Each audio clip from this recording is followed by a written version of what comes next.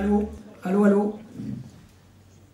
Oui, allô, le SAMU, le centre 15. Oui, bonjour madame. Madame, donc vous êtes madame Agnès B, vous m'appelez pour un conseil, c'est bien ça? Ah, d'accord, d'accord. Oui, oui, je sais bien, c'est compliqué de trouver le 15 parmi tous ces numéros d'urgence. Il y aurait probablement, mes amis, à rationaliser tout ça. Voilà, c'est au goût du jour, il faut probablement diminuer le nombre de numéros d'urgence.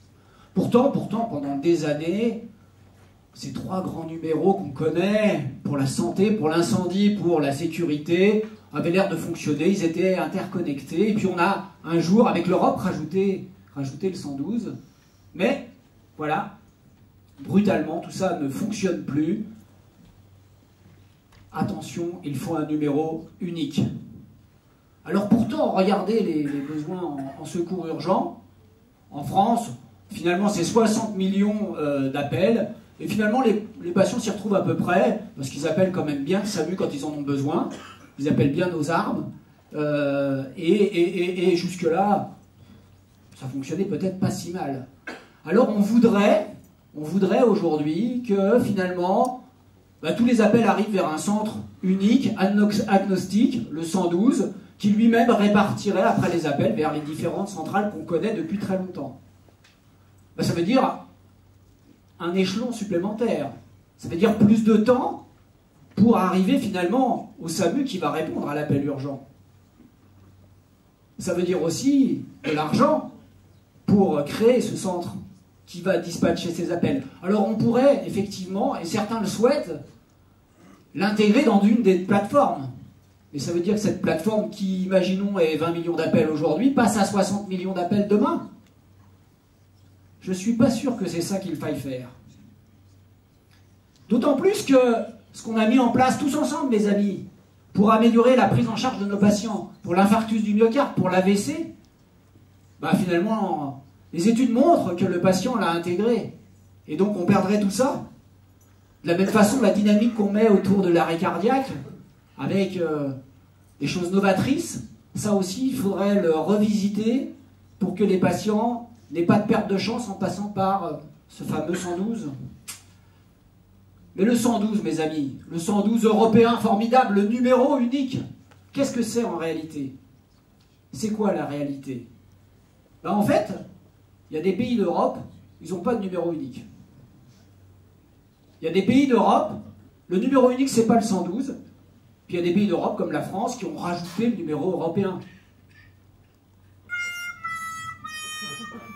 Et donc, au final, le 112, c'est 9 pays d'Europe, avec, je ne pense pas, des études qui ont montré que c'était mieux un numéro unique. Alors, à côté du numéro unique, c'est formidable, la plateforme unique. J'en sais quelque chose. Ça repose sur quoi? En fait, sur aucune logique rationnelle. C'est pas un problème de population, c'est pas un problème de santé dans un territoire donné, et c'est pas un problème de démographie médicale. En fait, c'est souvent un directeur d'hôpital qui s'est dit je vais faire quelques économies, c'est mes petits camarades d'à côté qui vont payer. Formidable. Mais la réalité, elle est parfois pas si simple que ça.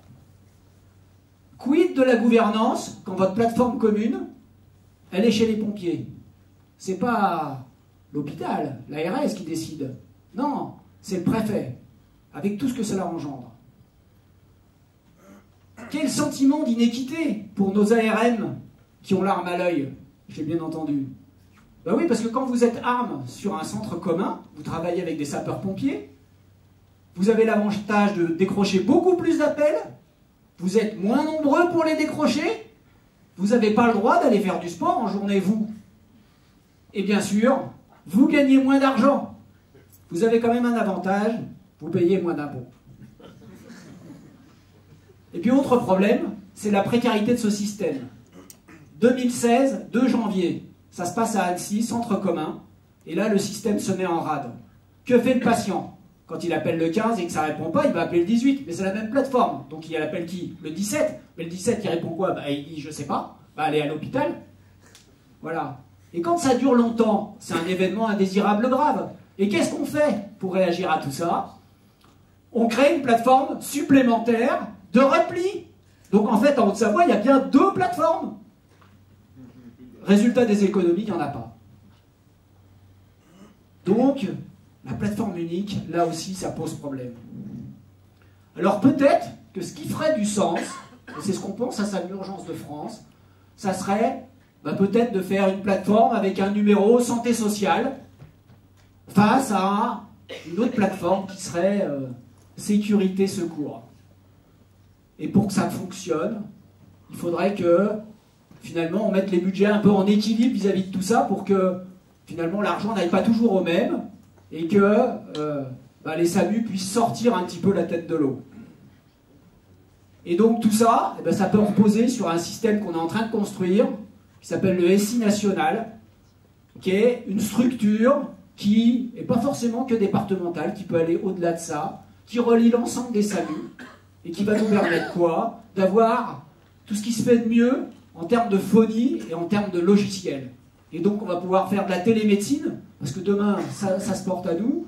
On va faire quoi? On va faire de la visioconférence, on va être capable de géolocaliser les patients bien sûr, mais aussi les soignants qui sont autour, et on n'enverra plus le prompt secours, on enverra le moyen secouriste avec le DSA le plus proche du patient.